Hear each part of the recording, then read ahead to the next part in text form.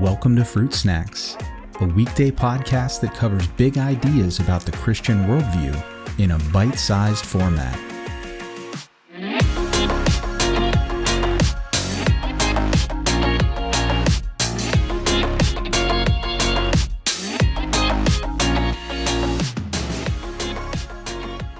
Hey everyone, welcome back to another Fruit Snacks. Today we're going to pick up our discussion about whether or not the Bible endorses slavery, or at the very least, doesn't condemn slavery. And what that would mean not only for the doctrine of Scripture, but also for our own Christian worldview. And on Monday's episode, we sort of as a way of review discussed that our modern context for slavery is a particular kind of slavery known as chattel slavery, which essentially boiled down to kidnapping and what we would call in modern terms human trafficking. But by contrast, Hebrew slavery, which is the kind that was practiced within Israel, even though there were other ancient Near Eastern cultures that did practice something akin to chattel slavery, Hebrew slavery was really more along the lines of indentured servitude.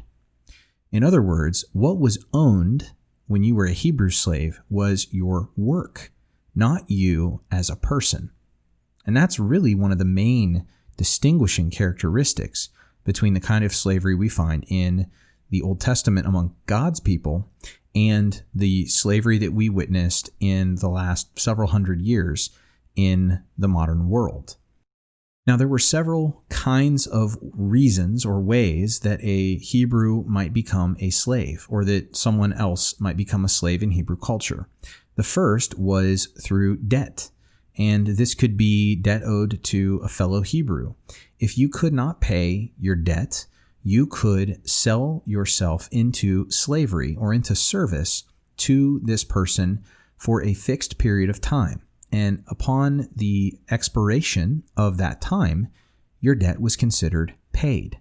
So you basically went to work for this person for a period of time in order to pay off a debt that you couldn't pay in cash. So instead of paying it with money, you paid with your work and your time. Another way in which a person could become a slave in Hebrew culture was really akin to something like serfdom. And this would occur in foreigner situations when the Israelites were in the conquest and they were making their way into the promised land and through there, and they were basically taking the land for themselves that God had promised them. Often there was a battle or a siege of some of these cities that were in the promised land, but we also read about times where the Hebrews would basically, instead of laying siege to the city, they would give the citizens a choice that we don't have to fight if you pledge to be our slaves. Now, again, that's not the same thing as what we think of with chattel slavery, because what ended up happening is those foreigners were basically grafted in as foreigners if they chose not to convert to Judaism, and they would live under the leadership and the purview of the Hebrews, and they would serve. They would do things for them. However, as we're going to see throughout the rest of this week, there were certain privileges that would apply to all people, not just slaves, but even foreigners, that would not be applied in situations outside of Hebrew culture. And so even the foreign slaves were given privileges and rights that, frankly, were kind of unheard of outside of the Hebrew culture. Another way in which slavery could occur, and this one will strike our ears as very odd because it's not how we do things in our culture, is arranged marriages. Now, in ancient culture, there was something called the dowry, or the bride price, which was a payment that needed to be made in order to secure the bride, so that if the marriage didn't happen, the bride would be left with something of an inheritance or a nest egg, if you will, to fall back on, so she didn't become destitute. And you can see that there are examples in Scripture where someone simply could not pay the bride price because they weren't wealthy. We see this in the Bible with Jacob and Laban, when Jacob sold himself to Laban for a period of 7 years in order to gain the hand of Rachel. Except Laban tricked him, and he ended up marrying Leah instead. And so, because he wanted to be with Rachel, he sold himself for another 7 years. And this is a way that we can see a perfect example of slavery being used in order to facilitate an arranged marriage.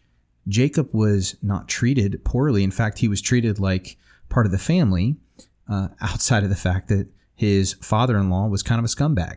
But that was an example of this kind of slavery that we see within Scripture. And then there are examples, and we even see in the book of Exodus references to young girls being sold into slavery by their fathers.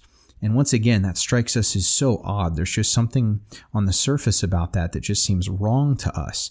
But once again, we need to remind ourselves that in this culture, in this time, every single marriage was an arranged marriage. And so what was actually going on here is not anything immoral or indecent, but rather if a girl was going to be married into a household, and it usually would have been a household of a higher socioeconomic status, she was basically moving up in the social ladder, she could be sold as a servant into the eventual household of her in-laws before she was old enough to marry. And by entering her eventual family's home early, she would be covered by this family and she would be cared for until she was old enough to marry, at which point she would no longer be considered a slave. She would be considered a wife, or by the head of the household, the patriarch, she would be considered a daughter. And so this was a way of basically a poor family could, or a poorer family could guarantee that their daughter would be better cared for than they could provide even earlier than she would have been able to be if they had waited until she was of a marriable age. The point I want to make through all of this is in Hebrew culture, and we see this in Scripture itself, slaves could not be abused. That's a huge differentiator right there compared to something like chattel slavery.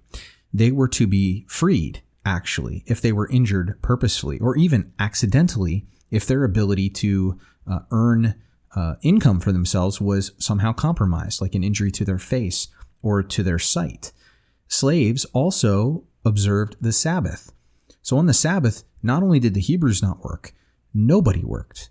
It was a day off for everyone as a way of remembering God and worshiping Him. Hebrew slaves were also released after 6 years or on a jubilee, as we see in the example of Jacob and Laban. Their service could not extend forever. It would be for a fixed period of time, and then their debt, whatever they were working for, was considered paid. And finally, if a runaway slave, a foreign runaway slave, entered into Hebrew territory, they were not allowed to be taken back into slavery, and they certainly weren't returned. They were actually to be treated as if they had asylum. So Hebrew culture became a safe haven for runaway slaves. All these things might actually seem kind of progressive to us if we look at it compared to other ancient cultures. And so on Friday's episode, we're going to look at just a couple more things to do with this, and then we're going to wrap up with a summary of this topic. So I hope to see you then.